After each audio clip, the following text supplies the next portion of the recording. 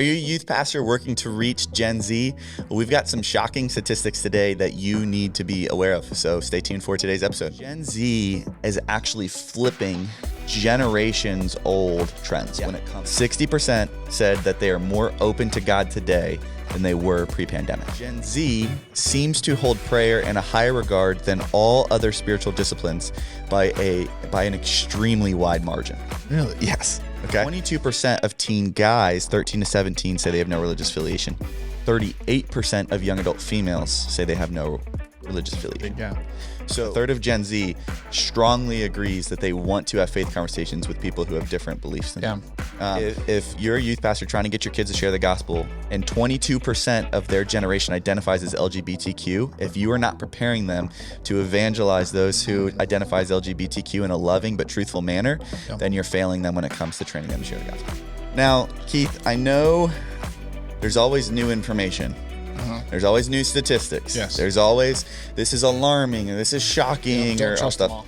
Correct. That's what I've learned. But today, specifically, we want to make two things clear. Number one, we did not play any role in putting these statistics together, which means We don't have anything to gain from it. no, absolutely. And so our goal is not A to. lot of the stats are, it's like, yes, this is a huge problem, so buy our curriculum Yes. so that we can help. Yes, we have the solution. We have the solution to these stats. Yes. No, So number one is we have nothing to gain, and so we don't have any preconceived notions going into this. In fact, you don't even know what they are. I haven't even seen these, so this is going to be a live reaction Yes. as well. Because we wanted to make sure that there's no bias here. We're not trying to paint any picture. Mm-hmm. The second thing that people should be aware of is this actually comes from Barna's Gen Z report. This is volume 3. Volume 3. And so they did volume 1 about 2016, volume 2, 2020. I've read both of them. And then this is volume 3, so it just released. When did it, like, do you have a... Like, Yeah, was it like, so it just published in 2024. The research comes from 2023. So this is probably the most very up-to-date yes. stats on Gen Z's faith. And if you're not familiar with it, Barna is the premier, data research organization when it comes to Christianity and all things faith-based. And so when we say shocking, we don't just mean doom and gloom. Like there are some things that when I was looking at that were shocking in a good way. Yeah, I don't know why they're shocking yet because I haven't seen them. But so I just want to encourage, it's like, a lot of times we hear this and people are like, oh, well, here we go again. It's going to get worse. And I mean, the reality is that, look, two options, it's not profound. It's either going to get worse or it's going to get better, but it's not going to stay the same. And so I have 4 particular things that I wanted to zoom in on. Mm-hmm. And I'll share the statistics with you. But again, which I don't even see these on our, like we have a shared screen, but he hasn't even posted them in here. So he's really trying to hide this from me so that I have a fresh perspective, just like many of you guys may be seeing this for the first time. But go ahead, get this for yourself. You can go to Barna. There you get what you pay for, and so the information is great in there. But I highly recommend just getting it and flipping through it. And what is the subtitle? So it's Gen Z Volume 3, but it says tracking the changing beliefs, values, and attitudes of a generation coming of age. Now, what is, like, do we have the years of Gen Z? Like, when were they born? Yep. Like, what is the, so like, let's help youth pastors in case they're not familiar with what, how would you define Gen Z? So as Barna defines Gen Z as those born between 1999 and 2015. Okay. So some of Gen Z is already aged out of our youth ministries. Correct. So the upper end of Gen Z is 24 years old. Mm-hmm. And so what's really helpful with this study is it actually does all the research for all of Gen Z, and then it actually segments 13 to 17 year olds. So like those are in your youth ministry right now. Yeah.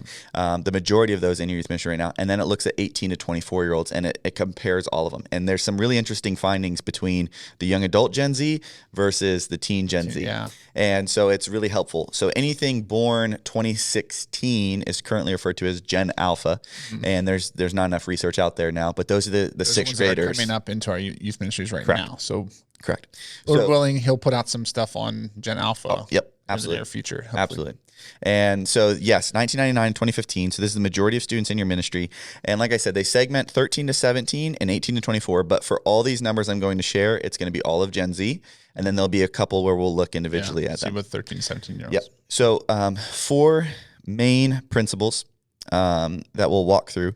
And the first one is that this generation is spiritually open, but they avoid church. And so they are open to spiritual conversations. but they avoid church at a large clip. And so what we see, the data says 74% of Gen Z agree that they're open to discussing faith matters with people who have different beliefs. Okay, so anecdotally, I'm not shocked by that. Yeah. I mean, just because that's what we've seen in our ministries. Like, students are sharing their faith, and they're, like, seeing some really cool results. So I'm not surprised by that one. Yep. But that I am kind of surprised at the high percentage of it, though. Like 74%, you said? Yes. And so 74% say that they're open to listening to. They're open to discussing faith matters with people who have different beliefs. So not even just faith matters, period. Faith matters to people who have different beliefs in them. And 36% said strongly agree, and 38% said somewhat agree. So there's a third of Gen Z strongly agrees that they want to have faith conversations with people who have different beliefs than them. And before we get, so, like, do we know, like, was there stats on how large Gen Z is? Like, do we have an idea on that before we get into, in other words, like, if I hear, a third of them, like, does that mean, we're talking millions of. Oh yeah. Right? I mean, like, I don't have that number off the top of my head, but everybody born between 1999 and 2015. Yeah. So that's a 16-year gap, like all, that generation. The significant population. I mean, absolutely. This is huge. Absolutely. But so 74% are open to the spiritual discussions, but 47% of Gen Z haven't attended church in the past 6 months. So, so open to conversations, but not happening at church. Correct. And in fact, there's a widening gap between, of course, we hear this all the time, but spiritual but not religious, that continues to grow. And so oftentimes the focus gets put on, well, they're not coming to church and it's doom and gloom. And in reality, it's like, no. They're open to spiritual matters. They just don't understand the role of the church, or the church hasn't done a good enough job portraying what it's supposed to do. Yeah. So they don't see the necessity of church. Correct. And so when you look at 47% haven't attended church in the past 6 months, I mean, that's not just like, oh, well, like that's even like Christmas and Easter. Like they're just not even going. It's just not even a part of their nature. Yeah. And to me, that number seemed actually a little bit lower, because I think we live, we're not in the Bible Belt. We're in a very affluent area to where that I don't think that would shock us. But again, just the widening degree shows us that come and see will not reach this next generation. And so we've said it many times, but like the old model, the attractional model, is not going to reach Gen Z, because you're inviting them to something that they don't want to come to, but they want to have conversations. And last one I'll throw at you on this one, and this one, again, our experience, I don't think will shock us, but it's just great and to know 60% of Gen Z agreed with the statement that they are more open to God today than they were before the pandemic. So, whoa, 60%. I'm shocked by that. Yeah. 60% said that they are more open to God today than they were pre-pandemic. That is, that's the majority. Like, that is a lot of. 34% said completely true. And 26% said mostly true. So that's not even like I'm sure. So I'm wondering what the connection there is. maybe just like fear. Like I can tell you what the connection is, because this is what we've seen in our ministry. This is where we've seen like the explode was during the back end of the pandemic and post. Pretty much, I don't want to overgeneralize, but I would say 90% of the kids who trusted Christ, I was alone. My life was falling apart. Yeah. And everything that I had built my life upon had vanished in an instant. For instance, if it was athletics, gone. If it was school, gone. If it was friendships, gone. If it was family, you didn't see a lot of your family.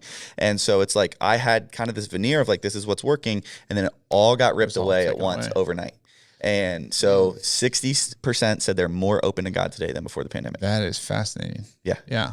Okay, so so since the pandemic, and you always think of like the pandemic as like a negative thing for faith, but we're seeing with teenagers that it is been very impactful, because and that makes sense, the connection of just taking everything away that they were basing their security in life on. Yeah, that's fascinating. Yep. Okay, so 60% since the pandemic are more open to God. Is that? Okay. Yeah. And again, it's not just like maybe. 34% said completely true, and 26% said mostly true. And that was higher than every other generation surveyed. So they have the numbers for all the other generations, Gen Z, and it literally decreased with age. Really? So it was because they're not as formed in their beliefs. Yeah. So it shook their beliefs more. So wow. Yeah. Okay. So number one, spiritually open, but they avoid church. So the point, the action step is come and see will not reach this generation. It has to be go and tell, because they're willing to have the conversations, but they're not going to, if they're invited in, it's not going to be effective at reaching, the masses. So number 2, this one gets talked about a lot. And so I want to show some numbers. I tried to highlight numbers that show it in a different light. And because we're going to talk about sexuality and gender, which we know is kind of when we think of Gen Z, that's probably what people come to mind is like, the gender identity and LGBTQ movement. But interestingly enough, and furries. What's that? And furries. Oh, yes. I mean, there's just go down the line. But what's interesting, I'll give you my takeaway and then I'll share the statistics. Well, LGBTQ plus identification has grown massively. The overall feelings of this generation haven't changed much since 2016. So I don't understand that. So the overall feelings. So what do you mean? Well, while there's a huge increase in percent who identify as LGBTQ, overall as a generation since 2016, the average kid in the generation really hasn't changed the way they see it. So here's the takeaway, because it was confusing to me at first trying to understand this. Unpack it. 22% of Gen Z self-identify as LGBTQ. So over 1 in 5 of those born between 1999 and 2015 self-identify as LGBTQ. 45%, and if you're a youth pastor, you need to know this number, 45% of Gen Z personally know someone who identifies as transgender. So 45% of Gen Z personally know somebody who has transitioned or wants to go by different pronouns. Yeah. But it's almost half. Yes. Wow. Okay. But here's the interesting one. So again, if you're a youth pastor, listen up. 51% of Gen Z agree with the statement they wish they had more guidance from their church on how to think about gender. 51% of Gen Z say, I wish my church would help me understand the gender identity crisis. Okay, so so when you say 51%, are these people that would already say that they're believers? Like this is just, say like, so not even our church, but like a church. They wish that they were more clear on that. Yes. And so you go 51%. Okay, well, does that mean 49% don't want to hear more from their church? Yeah. Well, 26% said they strongly agree. I wish my church gave me more guidance on how to think about gender. 25% somewhat agree. So there's the 51%. And then 9% said they weren't sure. So again, more students wish that their church would help them understand the gender identity crisis going on in transgenderism. And so if you are in youth ministry and you are not helping your kids understand how to have the conversation in a loving manner about gender identity and why that it is a rejection. So I'm wondering does that mean like we start to teach more biblical womanhood, biblical manhood? Or are they talking about like how to actually talk to someone that may wrestle with? I think it's how to actually talk to somebody about it. I mean, I agree that or it's like, are they wondering like, what is a biblical, or like, what does the Bible say about being a man or a woman? I think it's both. Versus like, how do I talk to someone who's wrestling with this? Yeah. I think it's both. But I think it's more how to actually have the conversation. And here's why I think I can say that. Okay. So while all this is going on, there's an increase in Gen Z self-identifying as LGBTQ. 45% of Gen Z personally know someone who identifies as transgender. Listen to the overall Gen Z statistics. Okay. So from 2016 to 2023, in response to the question, do you think a person's gender is fixed from birth or that it could change over time? So they're asking Gen Z, they asked 2016, same question, 2023, can somebody change their gender or is it fixed at birth? The amount of Gen Z respondents who said that gender was fixed at birth in 2016 was 37%. In 2023, it's 39%. So there's actually an increase in percent of Gen Z who says gender is fixed at birth. Okay. Wow. Okay. So that is a little shocking because you think that it's like getting worse as far as like people believing. Okay. So interesting. All right. So tell me why. Yeah. Well, let me finish this. Okay. So the fact that it can change went from 39% agreed that gender can change in 2016. That increased to 43%. See, okay. So they both increased. So what decreased? Yeah. The percent who said they weren't sure in 2016 was 24%. That decreased to 17%. So here's again, a lot of numbers. I had to kind of dig through and make sense of this myself. Yeah. Here's what's going on. there is more of a divide in this generation when it comes to gender identity. It's less of we're trying to figure out what we think, and it's more of now we do know what we think, and we're on the side of we're on opposite sides. Not like I don't know what I think yet. Correct. Okay. And so when you think about this, okay, if you're a youth pastor trying to get your kids to share the gospel and 22% of their generation identifies as LGBTQ, if you are not preparing them to evangelize those who identify as LGBTQ in a loving but truthful manner, then you're failing them when it comes to training them to share the gospel. Because think about that. If you knew that you were interacting with people and there was a 1 in 5 chance that this person had a major inhibiting factor to the gospel, you need to prepare them for how to do that. Yeah. And people get, well, we have this conversation. They're surrounded by it all the time, but they don't get to ask questions because in the marketplace, they're shouted down. So for instance, we had girls come up to me one time afterwards. They said, we had a seminar on how to handle this conversation. And we talk, of course, what the Bible says, but then we talked about like, okay, first day of school, you sit down, somebody who obviously is a boy says, I go by, he or she, her pronouns, whatever. What do you do? And so we walked through this and we had 2 girls come up. They said, hey, our cousin, she now identifies as they, them. And for the past couple of years, we've been saying they, them. But now I'm wondering if we should be doing that. And so it's not this like, oh, it's out there. It's like, no, these are personal relationships. Again, 45% personally know somebody who identifies as transgender.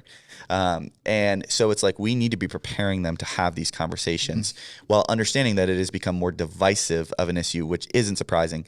But you would think that like, oh, more Gen Z are just, believing that gender is fluid and all stuff. It's like, no. It's like they've just decided what I believe one way or another. Yeah. Now, if a student that is wrestling with their gender identity comes to your youth group and they're a biological female and they say, but I identify as a boy, do you let them go to the girl small group or the boy small group? So that's a really tough question.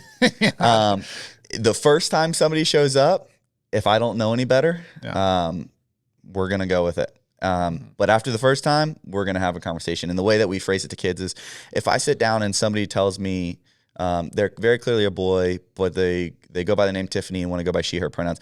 If you've just met them and you don't know their real name, what are you going to call them? Like, so you're kind of almost forced into it. But if your friend comes to you and says, I'm no longer that, I'm now this, it's like, we don't want to affirm sin. So we want to maintain relationships for gospel reasons, but we never want to affirm sin. So in that case, if a student came, we would, for the first time they come with their friends, obviously we're not going to be like, you need to leave because we're trying to leverage for gospel, but at the same time, we're not going to affirm sin. So we're not going to continue in that, perpetual, oh, I'm a boy, but I want to be a girl. We're going to, protect the flock, while also leveraging gospel conversations. So that could be a whole podcast. We might need to tackle that one eventually. Yeah. Okay. So, takeaway, while LGBTQ identification has grown massively, the overall feelings of the generation haven't changed much. We need to be preparing them to have this conversation. They've just decided on where they stand on it more. So it's not like they're actually increasing. There was a little bit of an increase of people that said that, gender is decided at birth. Biologically, not decided, but from birth.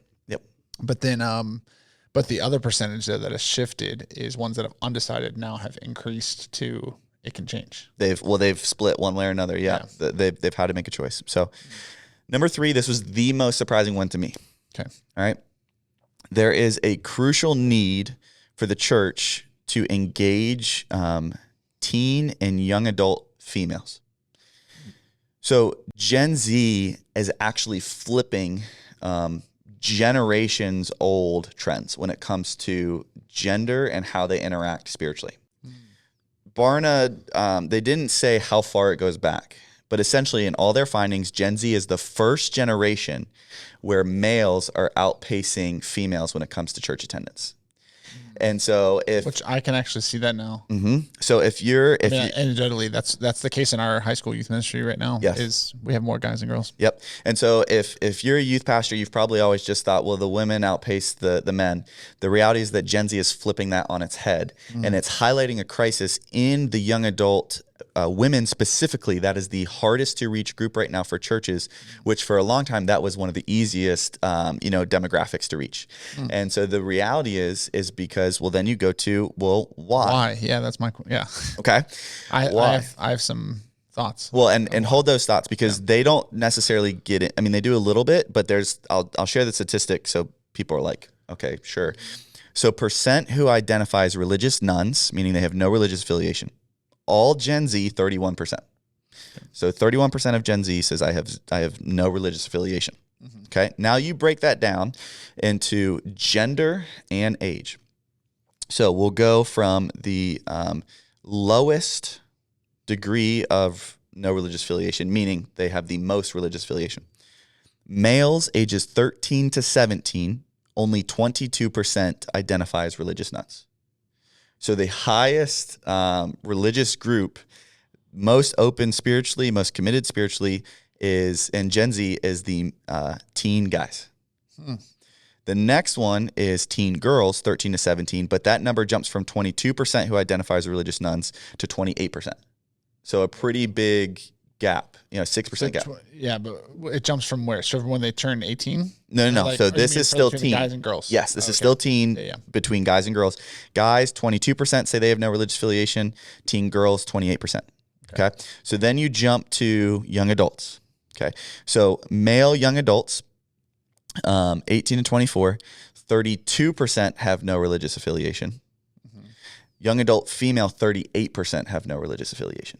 Wow. So now when you kind of take the crosstabs, only 22% of teen guys, 13 to 17, say they have no religious affiliation. 38% of young adult females say they have no religious affiliation. Big gap. So the question then becomes why? Mm-hmm. And Barna offers some thoughts, but they can't necessarily pinpoint. So I think anecdotally what I'm seeing is when it comes to the culture, women are much more empathetic than men. And so when it comes to things being painted as if you don't affirm this, then you hate this person, that guilts women more than it does men. And so when you look at this growing idea of acceptance, that everybody can be their authentic self and our job is to accept them, and if we don't, we hate them, then women are much more to be drawn towards, well, I don't want to hate anybody. Yeah. I want to love and I want everybody to feel accepted. And so they're drawn away from the absolutes of Christianity into the, I don't like that. If I believe this, that means I hate these people. We know that's a logical fallacy. It's not true. Yeah. But the boys are becoming more and more and more. It's like, no, I don't care what you say about me. Like, this doesn't make sense. Like this isn't truthful.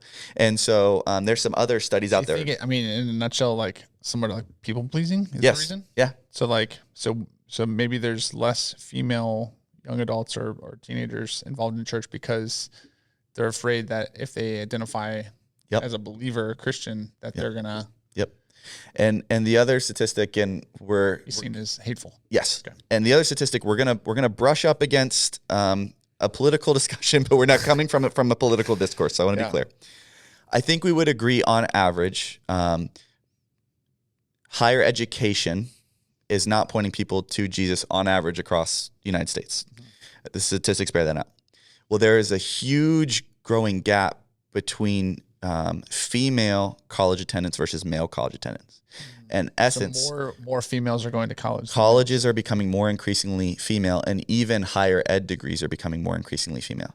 And so guys are bailing out because they're saying this isn't for me anymore. And so they're not getting that idea of, well, I'm now open to all these different beliefs and I'm seeing all these things. And well, now I've kind of hit this enlightenment moment where I don't believe anything. But that wouldn't be tied to the 13 to 17 year old. It wouldn't be. So that's where I would hesitate to connect. That's why I think it's both. Yeah. But it would be tied to the radical increase in the 18 to 24 because now they're in college and they're saying, hey, I wasn't prepared for this. I don't believe this anymore. So point being, interesting. The church has a long time worried about how do we get men, and that is flipped now, and it's how do we reach the young adult female. Mm-hmm. The beauty of this is, and there's a book called Why Men Hate Going to Church. It should be recommended reading in my mind for every youth pastor. Now it's flipped. So why women aren't going to church. But Why Men Hate Going to Church says overall, now this could change depending on this dynamics, but what they've always found is a church, once they hit over 55% female, they lose men all the time. Yeah. But they've never been able. It is a thing for women, not. But they've never been able to get really over 55% male because women don't mind it. they'll come anyways. So I don't know if those numbers will change with this. Yeah. But undoubtedly, I mean, I don't know how they couldn't if we're having a whole another generation rising up where it's such disparity of. So I don't know, but it'll be interesting to see. But it's something that we definitely need to keep in mind. All right, that is bonkers. Yes. Yeah, that is a little shocking. I didn't realize that was such a big thing right now. I mean, when I think about it, though, I see the evidence even just in our own experience that we have so many more guys than girls, which is like not always very common. I just thought we were just a unique group. Yeah. Is that the case in your youth ministry too? Do you have more guys? Because I feel like you guys have a lot of girls. So, what's interesting is... Or are you just a complete anomaly? No, I still have found that because girls are more social, I have found that girls spread the gospel quicker. Yeah. In our I'd say like all the testimonies and stuff that you're sharing, usually it's girls. Well, not all, but the huge friend groups that have come to Christ. There's a lot of our guys who are sharing their faith individually, and we're seeing individual guys come to know Christ. But in terms of whole friend groups coming to Christ, that's really been the girls that we've seen. So interesting. All right, last one. There's more. Yes, last one. Okay. The focus on prayer. Okay. So Gen Z seems to hold prayer in a higher regard than all other spiritual disciplines by an extremely wide margin. Really? Yes. Okay. So they pray more is what you're saying. Well, I'll just give you the data. Okay. So in response, all of Gen Z, in response to in the last 7 days, did you, pray to God 64%? Not just Christians, all Gen Z, in the last 7 days, did you pray to God 64%? Okay. In the last 7 days, did you read from the Bible 37%? What? Okay. And did you attend a church service 36%? So for whatever reason, prayer has connected at a much higher rate than reading the Bible and attending a church service, okay? And in fact, in response to, quote, the question, as a Christian, which of the following are your greatest spiritual concerns? Okay. Top 10, talking to God in prayer was number 1, and learning how to pray was number 2. So both the top two were related to prayer. And other ones included caring for the poor, helping others, evangelism, reading your Bible, etc. So something about prayer is connecting with this generation in a way that reading your Bible and attending church is not. Wow. So why is that? My thought is because, again, if I'm spiritual but not religious, I see attending a church service as a religious, as a rigid religious thing, even if it's not true. I can see that. So people that I talk with, like even, that aren't followers, like they're like, I pray. Or like even just that question, with waiters or waitresses, it's like, how can I pray? Like all of them are positively responding to that. Which goes to that, okay? If you're trying to share the gospel with somebody, the best way you can show that you care about them is through prayer. If you're looking for a way to start a relationship in order to share the gospel with somebody, if 64% of Gen Z said they've prayed in the last week, well, you have a 2/3 chance that person that you're talking to has prayed in the last week. Believe in prayer. Yeah. And so if you're looking for a door to open the gospel, prayer and focusing on that is a great way to do that. That is, so just, again, anecdotally, so this is not like hard data that we've collected, but when we've done our Go Share days, we did start off with a spiritual survey, like where we had students have, they had a spiritual survey and they'd say, hey, we're, with a local church, we're trying to find the spiritual needs of our find out more about, what the spiritual needs are of our community. Would you, answer a 5-question survey, really brief? No. Like it was like, it was just turn down. Yeah. And like kids are getting discouraged. And so then we switched to, hey, like we're just, we're a church local down the street that we're just praying for the needs of our community. Is there anything that I can pray for you for specifically? And it was like, yes. So that like, and to the point where that's that method we use every single time. That's how we train students to approach, when we go out to share, approach people. So yeah, that makes sense. Interesting though, but 61%? 64% of Gen Z has prayed in the last week. Yep. So again, the statistics show if you're a youth pastor and you're not training your students on how to pray, or modeling prayer for them, you are missing 2/3 of your generation who is saying that that is the biggest thing that they are focusing on right now. Yeah. Now, we have some work to do in helping them understand the importance of reading scripture and attending church. Scripture-based prayer. Boom. Yeah. So that's the creative solutions. It's like, okay, hey, I hear that you guys are praying a lot. Mm-hmm. Let me share with you how you can pray God's word. Yeah.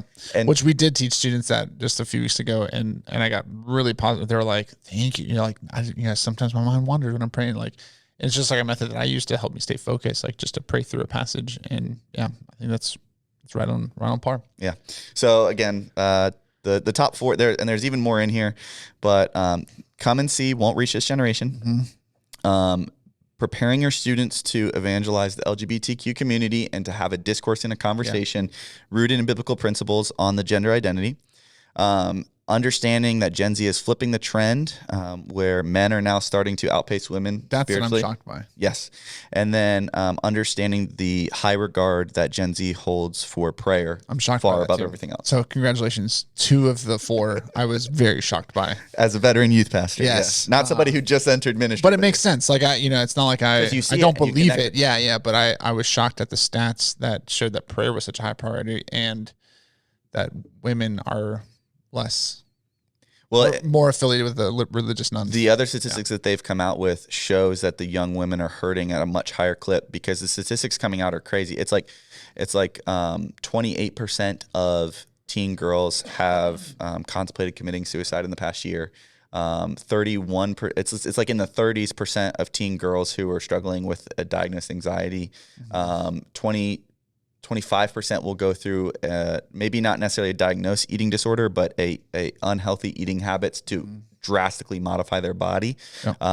Teen girls. And so what happened is during the pandemic, because girls are so much more social than boys, there was a little bit of an uptick in anxiety and depression and suicidal ideation.